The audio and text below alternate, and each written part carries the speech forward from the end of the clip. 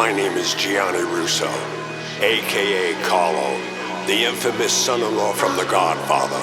I'm now known as the Hollywood Godfather, and this is my story. Before all of the wins in my portfolio, I was a little boy diagnosed with polio. Experimenting with cures, I tried every one. Felt everything in my right, but my left was numb. Walking with a limp, like will I ever run? Once again, or is this it? Am I forever done? Living in the hospital was never fun. Some people were cool, but not everyone. You never know who you're lying in a room with. So I broke a broomstick in half and let it groove with the concrete in the bathroom floor. It had a new tip, stashed it behind the toilet in case I ever had to use it. Cause one day Dolores had a chat with me. Said she got word someone was coming after me. My heart started beating rapidly. I looked in front of me and back of me. Who thinks they're whacking me? Speak softly loud and hold me warm against your heart. I hear your words, the tender trembling. Welcome, everybody. It's another great show tonight, the Hollywood Godfather podcast, with my co-writer and co-host, Pat Piccarelli. Hi, everybody. And the brains of everything and the executive producer, or so many titles she carries, Megan Haran. Yes. How we doing, guys? We're doing great. Well, I'm excited because I met this man. I knew him for years of him because of Atlantic City and Philadelphia Mob, and you name them, they all knew him. Little Nicky, Buffalino, everybody knew this guy. They could love him and hate him. But I will let our friend, they live in the same state, introduce you. Pat, would you do the honors, please? Certainly. We are honored and privileged tonight to have with us a very prolific and excellent writer who I have a connection with, and so do you guys, through Mike Russell, who we had on the show. Oh, yeah. Mr. George Anastasia. Welcome, George. Thank you. Pleasure to be here. I really appreciate it. Nice to talk to all of you. All right. Well, great. Well, I had the pleasure of meeting him personally last Wednesday. We did a pilot called the Wise Guy Roundtable for Fox. It was fun. It was a lot of fun. Oh, yeah. I mean, but George, now that we're not there, who was that other guy, a Columbo hit guy? Was he a joke or what? Larry Mazza. I know, but Larry Mazza was close to Greg Scarpa, apparently, during that Columbo War. Oh, I knew that. He was dating his wife. Very close, right. How crazy was that? When he was 18. Megan, this guy was 18, and he was Scarpa's wife's lover. Yeah. Oh, man. That guy had a death wish. Well, it continued. Yeah. I mean, he says he and Gregory Scarpa kind of reached an arrangement, right? Isn't that what he said? That they worked something out.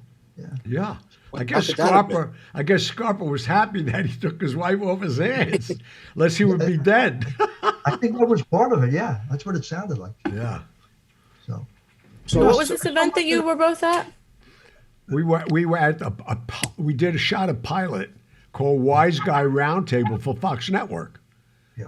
Oh, very nice. Oh no, the four of us were at that last week. It was about the 50th anniversary of the Godfather movie. That was the hook. Yeah. I see. So we were all there talking about that. Now, one fellow had written a book, Leave the Gun, Take the Cannoli, about the movie. Oh, yes. Yeah, Mark has been right? on our show. He's a good guy. Right. Yeah, Yeah, we had him on the show. right. So, And he's written about me for the 25th anniversary. And I just saw today that we got the cover of Life magazine again. Brando's on the cover again, 52 years later. It's amazing.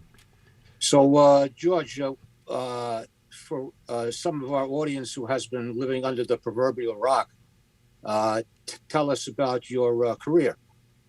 well, I was a reporter for the Philadelphia Inquirer for almost 40 years. And in 1976, the Inquirer sent me to Atlantic City to cover the casino gambling referendum.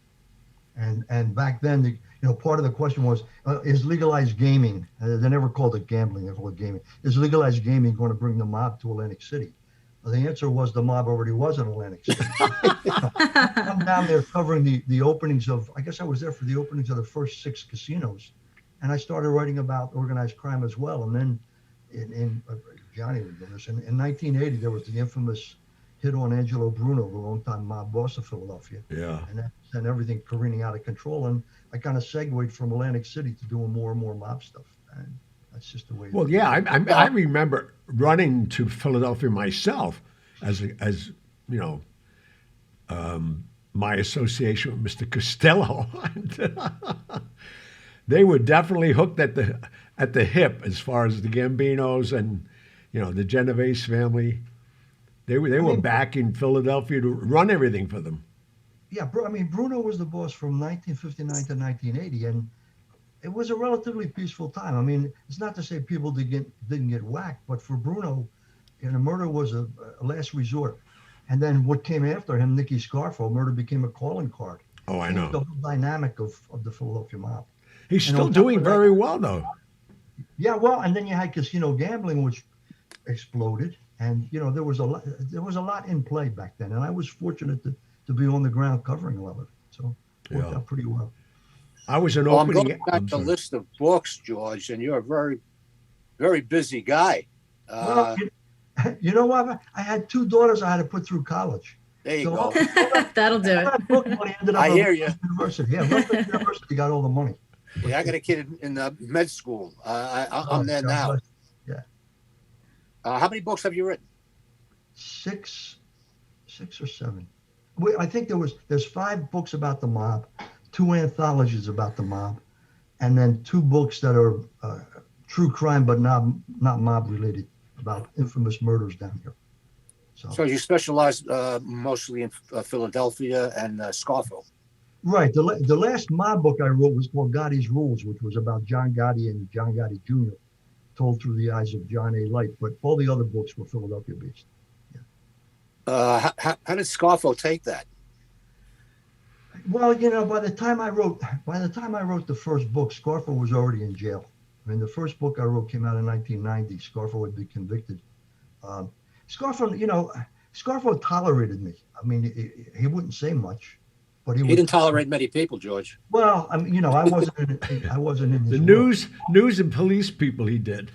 Yeah, I mean, we kind of came with the territory, but he may not have liked us, but he wouldn't. He just accepted the fact that this was part of what it was. Scarfo was in a lot of ways a psychopath. I mean, the guy was terribly violent. The guy had, I think, a Napoleon complex, because he was short, and he had been banished to Atlantic City in the 60s when, he was the mob's caretaker when there was nothing to take care of. Right. And he very fortunately ended up right place, right time. Bruno gets killed. Phil Testa takes over. Testa's kind of Scarfo's mentor, and he brings Scarfo in as the consigliere. And then after Testa gets killed, Scarfo makes a very bold move, runs up to New York. He's got connections with Bobby Manna and the Genovese family, and he comes back and he's the boss. And from 81 to 89, he was the boss, based in Atlantic City, but the boss of Philadelphia. Very, very bloody period. A lot of murders. And I was out there on the street covering it. So, I mean, from my perspective as a writer, it was great. And the other thing that was great for me as a writer is the Philadelphia crime family has probably been recorded more than any other family in America, either from the wiretaps, room bugs, or guys wearing body wires. So, you appreciate this, but when you're a writer, where do you get your dialogue when you're writing true crime? Well, I had dialogue because I had all these transcripts. These guys were always talking talking to the mic kind of thing. It was amazing. So it was a pretty good run. Scarfo's solution to everything was whack 'em. Yeah, I mean, that was his reaction. A problem, boom, they got to go. And that's why 2 of his principal guys, Nicky Caramondi and Tommy Del Giorno, that's why they flipped. They got jammed up, and they knew there was nowhere to go. The state police had bugged Tommy Del Giorno's apartment in Ocean City for 2 years, 2 summers, and they started playing him the tape. And a state police detective said he starts rubbing his chest because he realizes on the tape he's bad-mouthing Scarfo and said, 3 Irish guys from Northeast Philly could run the mob better than this guy. So Tommy Dell knows he's got a problem, and he flips. Nick Caramonte got jammed up in an extortion. He thought he had a problem. He flipped. So Caramonte and Del Giorno became the two principal witnesses in that big racketeering case that brought Scarfo and I think 16, 17 guys down. And that was the beginning of the end for the Philadelphia mob. The way Scarfo ran his mob, he was like his own worst enemy. He was like John Gotti, so to speak, only in a different state. You know, that's a very good point, and I think I make that point in one of the books. Scarfo was Gotti before Gotti was Gotti, but Scarfo didn't have the New York stage to play on. So he didn't have the notoriety that Gotti got. But there was the same kind of mentality. Somebody who the hell was it? One of the Gambino guys told me, you know, with Gotti, this is supposed to be our thing. When he took over, it was his thing. Oh, yeah. Yep. Yeah, that was the difference. Yeah. Didn't anybody try to rein him in? Pardon me? Didn't anybody try to rein him in? Gotti? Well, the Chin wanted the pop. Oh, yeah, Chin did. Caso also. They all tried. Yeah, the Casey guys, too. I mean, they were, I think it was past reining him in. I think they wanted to take him out. Yeah, they wanted to just kill him. That's how what's his name got killed? Frankie Boy DeChico, by accident. Yeah. He went out to the car to get something, and I think he borrowed John's coat, and they remotely blew him up a block away. Yeah, they had a bomb planted there. Yeah. No, I was referring to Scarfo. I mean, didn't anybody try to do something about this guy? No, by that point, one thing people don't realize is the Philadelphia family is not that big. I mean, at its best, it's maybe got 60, 70 members. That's it? The Bruno era. And then when Scarfo took over, probably 40 or 50 guys. And it was fear and intimidation. There were no old heads to say, hey, this is not the way to do it. You know what I mean? So it just went downhill. And I think one guy out of Chicago took a lesson from all of that. It's Tony Spilatro. Here's another guy that destroyed a city. Well, you know that, I mean, you look at that, and I think what happened was that this is like second generation Italian American guys. Right. They don't get it. You know, the mafia is supposed to be a way of life, a secret society. It's a secret society. Yeah, right. Yeah. We often brought that up in our book. Gotti wasn't aware that it was a secret society, and apparently either was Scarfo. Right. Look at me. I'm a gangster. What's the point of being a gangster if nobody knows who you are? Well, Bruno would have said it's great. Nobody knows me. They don't need to know. I just keep counting my money and go about my business. Hello. Yeah. So was he involved? Was Scarfo involved anyway in Angelo Bruno's killing? No, he benefited from it, but no, he wasn't involved. I mean, it was Bruno was killed by his consigliere, Tony Bananas Caponegro, who was based in Newark. Yeah, there's that famous picture of him in the car. Bruno in the car. Yeah, it was on a Friday night in South Philly. But Bruno was one of these guys. We talked about this in the other show, Gianni, about no drugs. Right. Bruno said don't deal drugs, and it wasn't. And it's same thing with Castellano and Chicante. It wasn't because they were morally opposed to drugs. It was they had more money than they needed, and they didn't want the aggravation that came with getting involved in that drug underworld. And the attention, the IRS and everybody come down on you. Right. Yeah. Yes, exactly. So now Bruno's saying no drugs, and Caponegro's dealing heroin on the side. And then here was the irony. And people, this is almost inside baseball. In 1979, a nightclub opened in Cherry Hill called Valentino's. It was owned by Rosario and Giuseppe Gambino and Giovanni Gambino. They had come over from Sicily. They were cousins of Carlo Gambino. I knew them well. Yeah, they become part of the infamous Pizza Connection thing. And Bruno's letting them set up shop in Cherry Hill. And they go, I think Bruno invited them for Easter dinner. And Gianni, that's a great honor to go to the boss's house. And everybody in Bruno's organization said, if they're going to dinner, they're bringing an envelope. And that's drug money. And Bruno's telling us, don't deal drugs. But he's telling these guys, yeah, Cherry Hill, go ahead, set up shop and bring me money. So Caponegro basically decided to take Bruno out. And he got double-crossed by the Genoveses. He went and he thought he had the okay from New York, and he didn't. No, because Genovese had a piece of the Gambinos. It's such double-cross, triple-cross. No, the money was too big. Yeah, Caponegro goes to New York thinking he's going to be crowned boss after Bruno's killed, and he's brutally tortured and killed, and his body is stuffed in the trunk of a car, dumped in the Bronx, and he's got $20 bills stuck up his ass. Like, you got too, and in his mouth, you got too greedy. That was the end of Caponegro. And Phil Testa becomes the boss, and a year later, Phil Testa gets blown up, and then Scarfo becomes the boss. It was a very, very, it was a saga.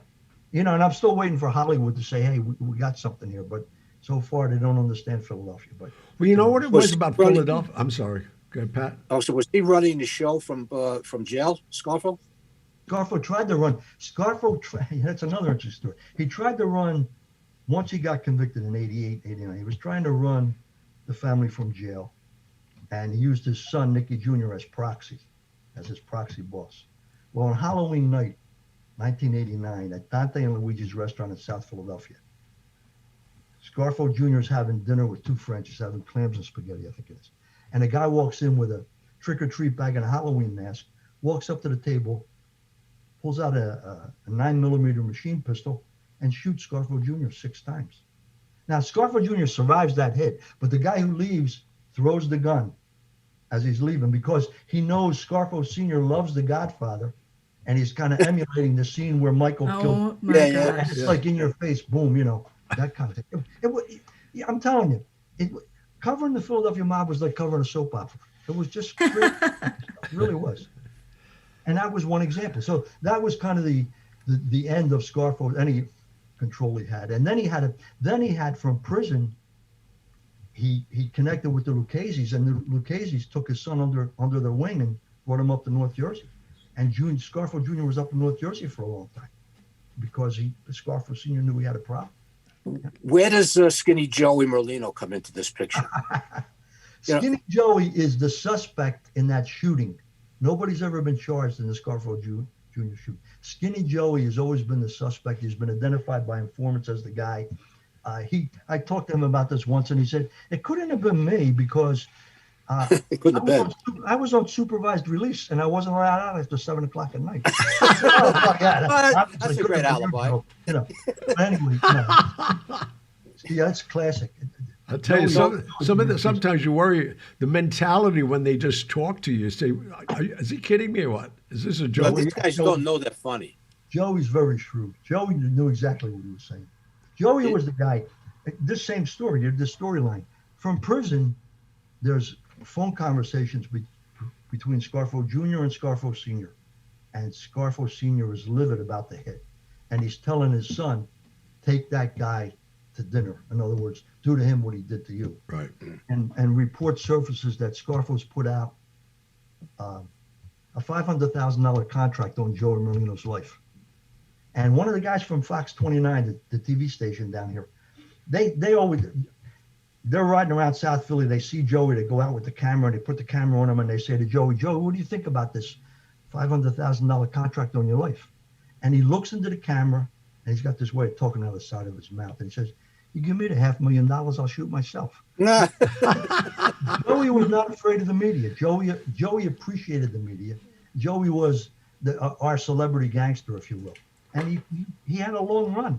And he's in and out of jail several times, but he's beaten a bunch of murder raps, never been convicted of a murder. And right now I think he's living in Boca now, down in Florida. Yeah, he's in Florida. I spoke to Mike Russell a couple of weeks ago. For some reason, Mike has a fixation with Joey. He's always they're all down there. Yeah. He runs into him in restaurants. He confronts him, teases him, calls him gay all the time. Russell is he's a character himself. Yes, he is. Yeah, and I would love to see the dynamic of he and Joey interacting because he does it all the time. He tracks him down. Joey can hold his own verbally. Joey is a very shrewd guy. Sharp guy, I know. Yeah. Yeah, interesting guy. So who's running the family now? Supposedly Joey's running it from Florida, and he's got a couple street bosses, but I think we're down to like 20, 25 guys, and I can probably name at least half of them. I shouldn't be able to do that. You shouldn't know who these guys are. But there's an indictment pending in Philly right now involving drugs and gambling and loan sharking. And it's built in part on an informant. And this is another Philadelphia phenomenon. This guy is a May guy, supposedly, wore a body wire to his own making ceremony. and you're laughing, but what? It's hysterical. I can determine, there's only been 4 making ceremonies secretly recorded. One was in Medford, Massachusetts, when they bugged the house in '89, and then I think there was one in Canada, in Montreal, in '95.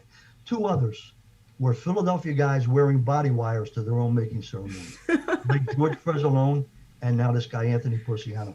And so this current indictment uses a lot of tapes where these guys are jackpotting themselves, talking about their business and that kind of thing. It's so amazing. Somebody should write a script about that.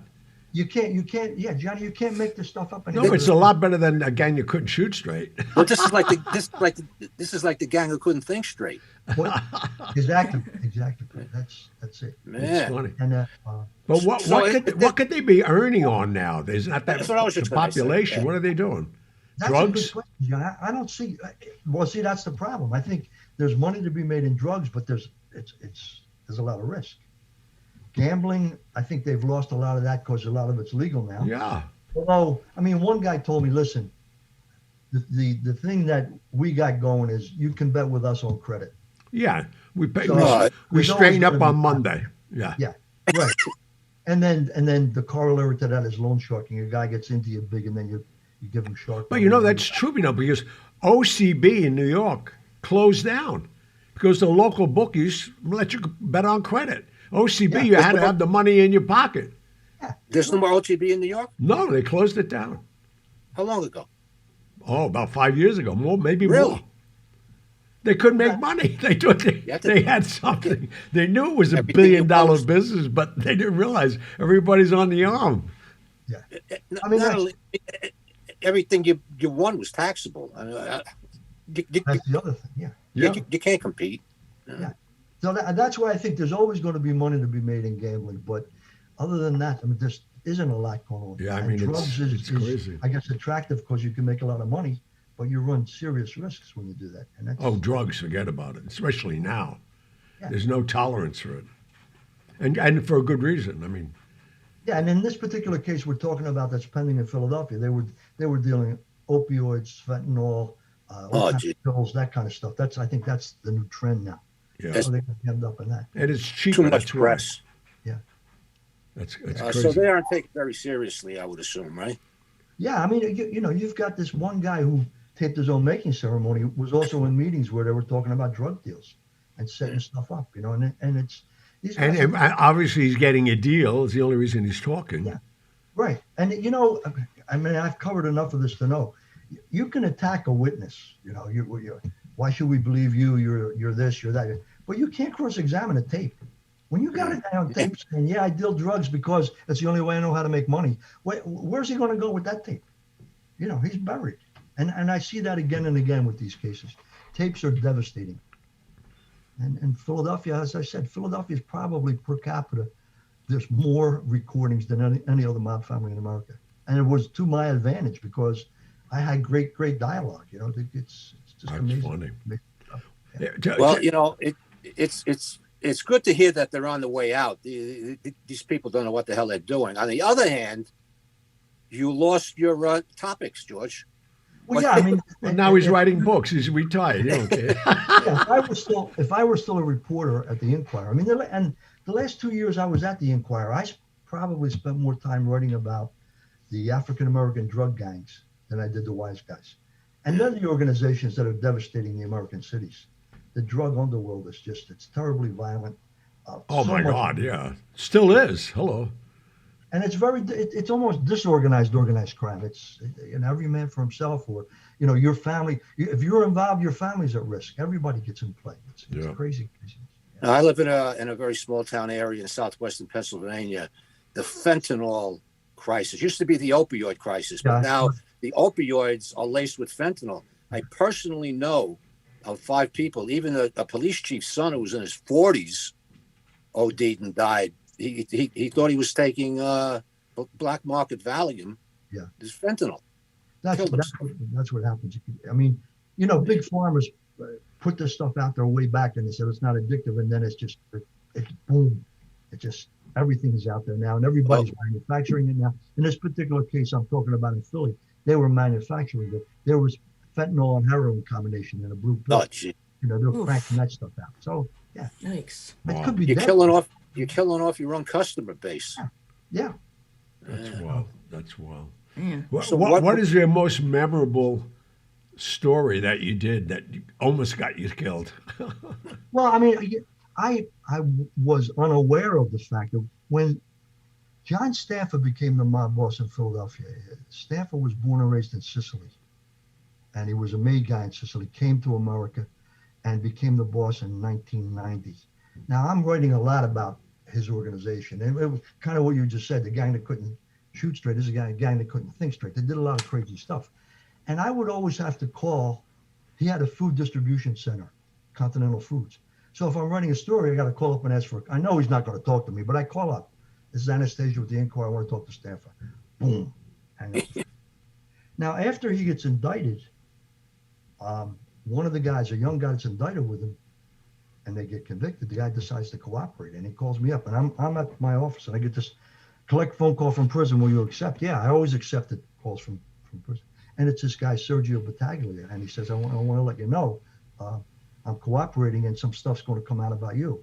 And I said, what do you mean? He said, well, back when you were writing all this stuff, Stanford got really pissed off and he told us to get some hand grenades, find out where you live, and throw them through the window. And I didn't know what to say. And he said, it was nothing personal. I said, Sergio, I got a wife and 2 kids. Hand grenades come through the window. It's very fucking Very personal. Yeah. By the time we got the hand grenades, we were so caught up in the war with Joey Merlino that we stopped looking for you. Wow. So I mean that and I Oh my didn't find out about gosh. this until very much after the fact. I mean, thank God. But that was the only time I had a real problem. And I think it was because, well, Gianni, you would know, this Sicilians, it's different over there. Hello. They kill Yeah. judges, they kill reporters. Yeah. And Stanford had that same mentality. And I was at risk, but didn't know it. And thankfully, nothing ever happened. Yeah, thank Like God. I said, Oh, Clark man. would like me. Bruno would tolerate me. The younger guys, the Merlino crew, they liked the attention. So we were each playing one another, you know what I mean? Right. That kind of but Stanford was the one time, and that's the one story that I guess is the most personal of anything I've ever done. Wow. And I wrote about that in the one book is the Goodfellow tapes. I wrote about that. Yeah. No, that's, What are you working on now? I just finished a book with another fellow reporter about an infamous murder down here outside of Atlantic City. The book's called Dr. Dealer, and this guy was a endocrinologist, very well connected, and his wife was a radio personality, and she wanted a divorce, and he didn't want to give her half of his money, so he hired some bikers, the Pagan Motorcycle Club, to kill her. And it was a pretty infamous case. And the book is told from the perspective of the one biker who cooperated and a woman who married the doctor after the doctor killed his wife. She was his old high school sweetheart. And they so he connected. did kill her. Or they did kill her. He hired the pagans. They killed her, yeah. And this woman had been his high school sweetheart. They reconnected, and she married him, and then the whole thing plays out, and she's just flabbergasted. So it's an interesting book. It's called Dr. Dealer, and it's not about the mob at all, but it gives some insight into the biker underworld. They were very big in the pill mills, this kind of stuff we're talking about. They get scripts and they film and then they sell the stuff. Has it been published at this time? Yeah, it was published. Unfortunately, it came out in the middle of COVID, so we couldn't do a lot of promotion. I did a lot of this Zoom stuff, but you couldn't go around and promote it. Yeah, it's been out about a year. Dr. Dealer, it's called. I'll check it It out. was an interesting story to write. So, That's let's wild. check you know, it the out. only other non-mob book I wrote was about another murder down in Delaware. A lawyer who killed his mistress and dumped her body in the Atlantic Ocean. Oh, that's infamous. Yeah. Thomas Capano, yeah. Yes, yes, Stefano. The book I wrote was called The Summer Wind, which was the boat they went out on when they dumped his body. So A lot of publicity on that case. yeah, and then, I mean, in a lot of ways. And then the other story I covered but didn't write a book about was about Rabbi Newlander down in Cherry Hill, who hired a hitman to kill his wife. In a lot of ways, Tom Capano, Rabbi Newlander, and this doctor and Dr. Dealer were more despicable than any mob guy. You know what it is? They think they're so smart. They think they're smarter than everybody else. That's their downfall. Always the smartest person in the room. Yeah. Yeah, Exactly. Capano took his girlfriend out 40 miles at sea or something, and she winds up washing up. He put her body in a cooler, one of those big coolers, Yeah. You know, they glow coolers. Yeah. Right. And they dumped him and his brother, they dumped the body 60 miles out Yeah. in the Atlantic. And it doesn't sink. Now the brother panics and he's got a shotgun on board and he fires 2 shots into it. And Yeah. it still doesn't sink. So now they bring the thing back on the boat. They take her body out of the ice chest. Jesus. They wrap anchors around her and they throw her body in. But the ice chest they just throw in the water and it drifts and it drifts. And a fisherman discovers it off the Delaware shore. And he says, look, this is a brand new ice chest. It's got a hole in the bottom. He takes it, he puts some epoxy in it, and he uses it to store fish for like a year and a half. And then, oh my gosh. as this case unravels, 2 of Capano's brothers become cooperators, and the one that was on the boat tells the story. And he says, we did this. And the fisherman reads it and calls the FBI. He says, I don't know if this is important or not, but I got this ice chest I found. So they go down there. They get the ice chest. There's the bullet hole is right where the brother said it was. More importantly, Capano had used his credit card to buy it at the store. And that barcode was still on the bottom of the thing. Oh my gosh. So they linked that. This was a case. It's a fascinating case. First degree murder conviction. No murder weapon, no body, no definitive cause of death. But they had that ice chest. Wow. You know, he probably used the credit card to write it off. Well, probably. I mean, because he was a lawyer. Yeah. And that Capano story is the most fascinating crime story I've ever covered. A lot of publicity. Wow. Whenever it's on, I always watch it. The guy was crazy. He was so full of himself. Yeah, always smiling. These guys. That's what I say. I mean, a guy like Bruno or Frankie Costello, or those guys, they knew who they were, but they weren't in your face about it. These guys forget about it. do whatever they want, and screw you. That's the old timers never were in the paper. Forget about it. No. This happened in Jersey, right? The Capano case happened in Delaware, but the boat, when they dumped the body, Stone Harbor, New Jersey. They want to have a Stone Harbor, New Jersey, and the boat was called the Summer Wind. You know that Sinatra tune? Yeah. That was the name of the boat, and that was the title of the book that I wrote, The Summer Wind. So there's no death penalty in Delaware, obviously. Well, there was, but it got overturned, and he got life, and then he died in prison a couple years ago. He was eating bologna sandwich. I mean, I talked to the family of the woman, and they were happy that he got life, that he would just sit and rot in jail, eating bologna sandwiches, because he was a high liver and all of that crap. Yeah. But he ended up dying in jail. Yeah, Tom Capano. Oh. And a funny thing was, I got sent down to Delaware to cover this, and I show up, and right away, people think it's a mob story because I'm there, and his name is. And I said, no, it's not. But that was the assumption. But the mob had nothing to do with it at all.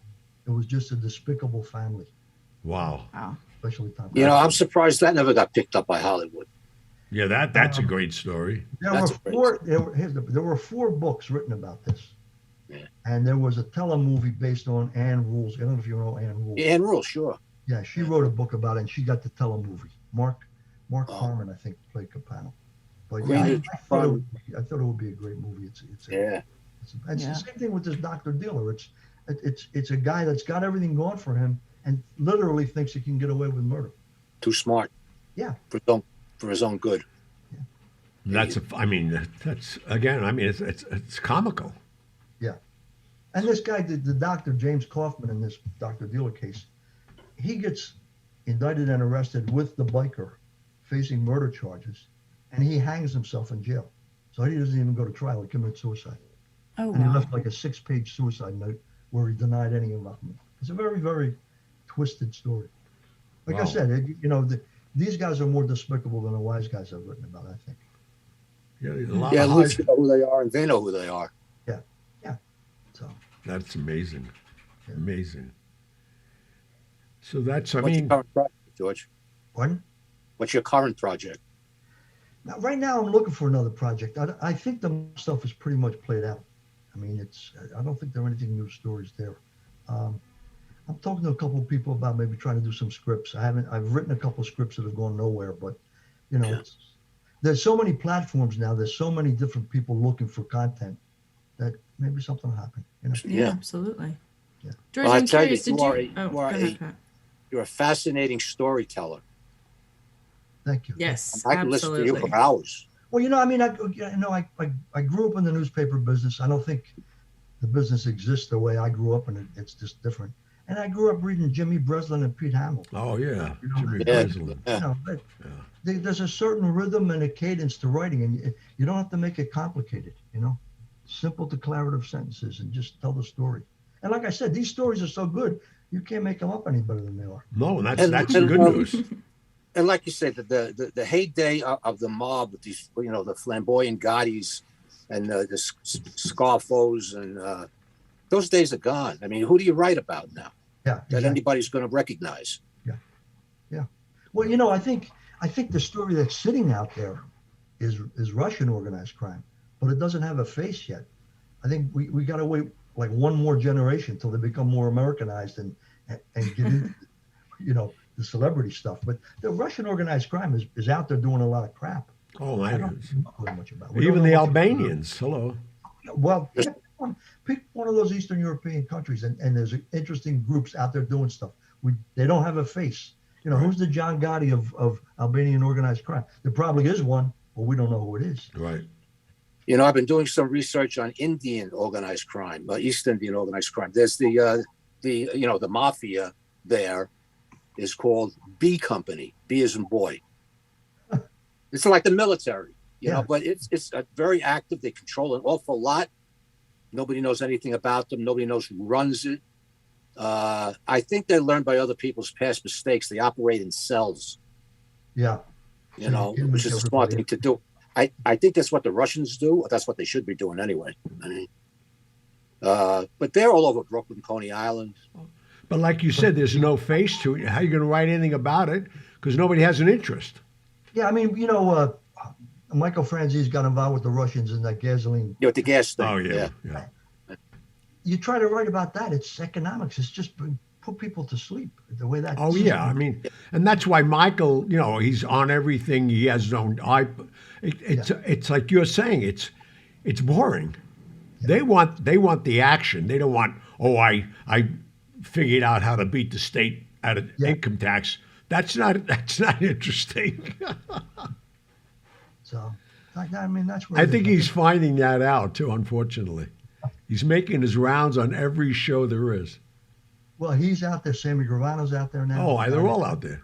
Yeah, it's a brand now. It's become a brand. And not would you believe? I mean, 30 years ago, if somebody was to go up to Sammy and say, "Hey, Sammy, one day you're going to have a thing called a podcast," they would have shot him right there. He loves it though. He talks. I tell you, he talks and talks and talks. He'll go for an hour and a half.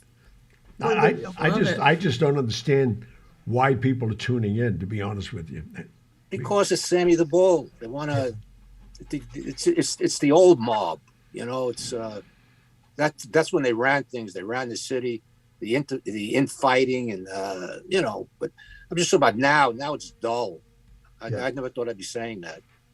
No, I think that's true. I think part of this, Americans have always been fascinated with the outlaw. Oh my God, Bogart, Cagney, they made careers out of it. Exactly. And when we did the Godfather thing, that's what we were talking about. It was, the Godfather kind of reestablished that genre that had existed. Oh my God, the glamour of it all. Right. Yeah. And now it's, I think Gianni and I talked about it. The Godfather movie was almost a training film for some of these young guys. Even Gotti, they all watched it for that. Yeah. They learned how to dress. They got rid of their running suits and sneakers. Kissing on a cheek. And it was good for the tailors in New York and the shirt makers. Well, George, thank you so much for giving us your time, man. No, it's a pleasure. Enjoyed talking to all of you. No, and if you have anything you want to talk about, let us know, man. You know how to get in touch with us.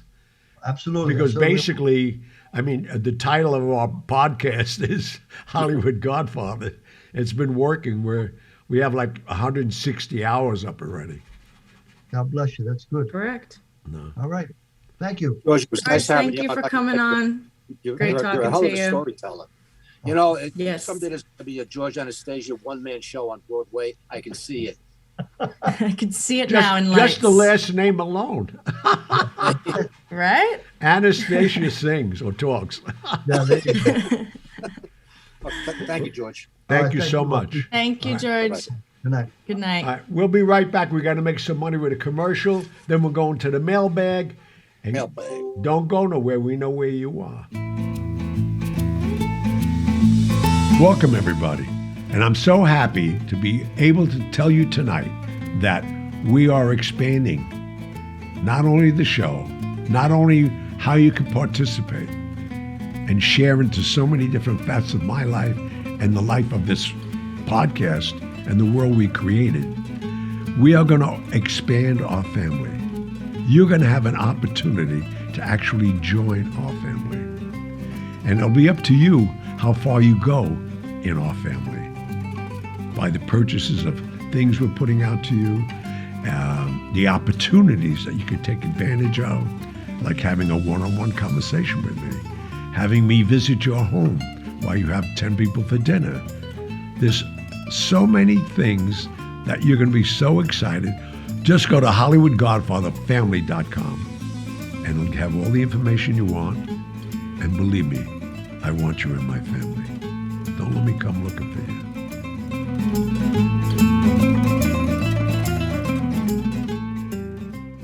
Mailbag. All right, we're back. And this is one of my favorite parts of our shows and broadcasts, hearing what all of you want to talk about, ask us questions, and even give us ideas to do shows. So keep the letters and cards coming in, or emails, however you transmit to our little executive producer, Megan. Smoke signals. All We right. will accept smoke signals. There you All go. of the above. Okay. First is from Jeremy. Jeremy says, Johnny, you have an incredible storytelling ability and obviously have a lot of great things to tell. That being said, do you have a favorite story to tell about your life? That's so many. There's different categories. Yeah, how do you categorize that? Well, the good news is that maybe you haven't heard, but we have a rap album out with 12 amazing stories that haven't been heard. I think my favorite on that cut is the tragic ending of Marlon Brando. Yeah, for those people who don't know exactly what the format is, there are 12 chapters in Gianni's book, and there are 12 songs, and it takes you through his entire life in hip hop. And it's a unique form of hip hop. You have to check it out. It's definitely worth it. And that's two old geezers telling you about hip hop. There you go. we are now experts. That is true. Yes, Next next is- year we're taking up ballet. We're going to learn everything. There you go. Never too late for that. Never All right. too late. Next is from Linda. Linda says, Patrick, I'm so fascinated by all things police and law enforcement. Do you have any particularly wild stories about your time in the NYPD? You know, I wish I would have had that question in advance. I mean, there are so many stories, and people always ask me, when are you going to write your own memoir? I'm not. I like writing other people's stories. But, you know, I'm going to answer that question next week. So listen in. I'm going to have to pick out the cream of the crop because we have quite a few. Yeah, but write that down All for right. yourself, too, so you remember. Yeah, I am. I'll answer that question. What was her name or his name? For Linda. Linda. Okay. I'm going to answer. I'll also make a note of it. I can prompt it for you again. Yeah, next please week. do. And I have Yeah, to of think course. I got 1,000 stories running through my head. I'll pick you out a good one. Perfect. Love to hear that. All right. Next is from Harrison. Harrison says, Gianni, how often do you meet up with your organized crime friends who are still around? Do you ever feel concerned being with them in public because of cameras always being everywhere these days? That's a good question. Well, I really only have one that I see just out of total respect. He's been a good friend of mine, and I'll even mention his name because that's who he is. It's Tony Federici, known as Tough Tony, and he owns a great restaurant. So I love going to there just to eat, called Parkside in Corona. And he's very visible, and he's really, I mean, a gentleman's gentleman. Don't get him mad. That's the only guy I bother with yet. Oh, no, I mean, there's Simple another enough. guy in Chicago, too, but, you know, he's more frequent. He lives here, and I talk to him regularly. Got it. All right. Next is from Kyle. Kyle says, Gianni, what's the update on your clothing line? Do you have an estimated time that it will launch?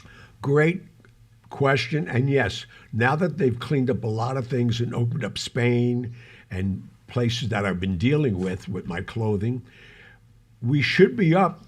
And I'm saying should be because if they close down again, I don't know why. Next month, March, you could go on La Cosa Mia by Gianni and start ordering the spring line. Because the winter line, obviously, we're not going to sell this year. We're keeping it in the warehouse. But thank you for asking. La Cosa Mia. By the time people are listening to this, it'll be mid-March. You think it'll be... Oh, yeah. It should be up. Good. Oh, yeah. Great. Go online. La Then Cosa perfect. Mia We'll by remind Gianni. everyone. Please. Thank you. Okay. Next is from Daniel. Daniel says, Gianni, did you ever get to meet Audrey Hepburn? If so, what was she like? I met her casually, but not to get to know her, so I couldn't say. You know, I mean, we were in mixed company with a lot of people that were more important than me, and obviously she was not going to pay attention to me. So I did meet her and have no opinion. All right. Also from Daniel, he says, aside from Marilyn Monroe, who was your favorite old Hollywood actress to hang out with? Oh, my God, so many. I love Pamela Mason. I used to drink with her. She's totally insane. Got to know her really well. And but I mean, there was Shirley MacLaine. There was so many people. Julia Prowse, Ava Gardner. I mean, there's a classic woman as far as real old Hollywood. But you know, my love of my life was the time I spent with Marilyn. In fact, that's the subject of our new book. Yes, it is. What is the name of the book? Did you come The up Diary. That's the working title. Oh, I like it. with? Yeah. But thank you for asking that question. Yes. All right. Last one I have for tonight is from Brendan. Brendan says, Gianni, I've heard some people say that you grew up in Staten Island and not Mulberry Street. What do you have to say to that? There was a confusion with that a lot because I used to go there and hang out. And just following my life story, my grandfather, my grandmother, everybody moved there. But any free minute that I had would be, first of all, with Costello doing my business. And I did spend some time there, a lot of time there, and got involved with a nightclub on Staten Island also that I don't want to talk about. But there's so many rumors about me, but you know, it's nobody really knew what I was doing because I couldn't let anybody know because I was reared by the old school that this is a secret organization and you don't talk about it.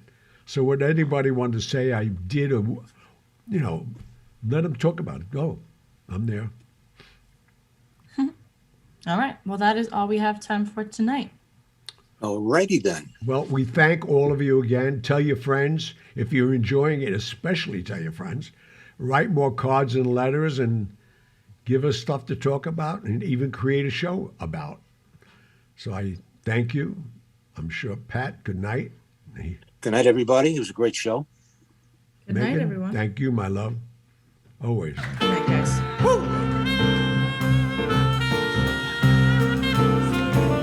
If you're feeling sad and lonely, there's a service I could render.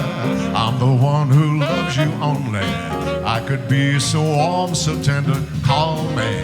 Don't be afraid, you can call me. Maybe it's late, but Thank just you for call tuning me. in to the Hollywood Tell me Godfather all you're podcast. wrong.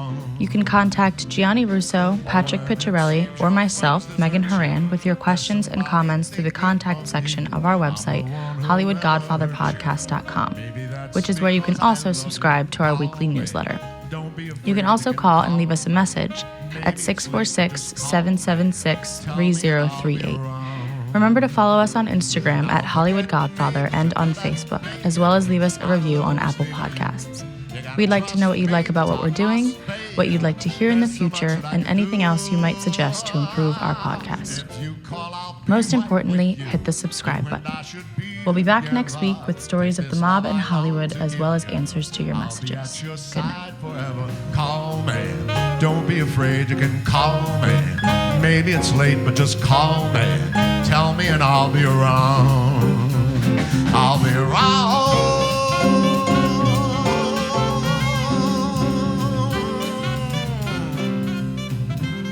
Give me a call.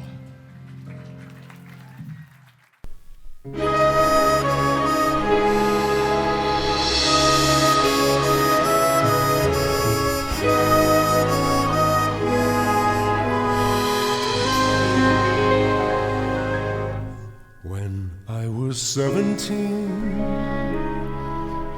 it was a very good year. It was a very good year for small town girls and soft summer nights. We'd hide from the lights on the village green. When I was 17, I did it my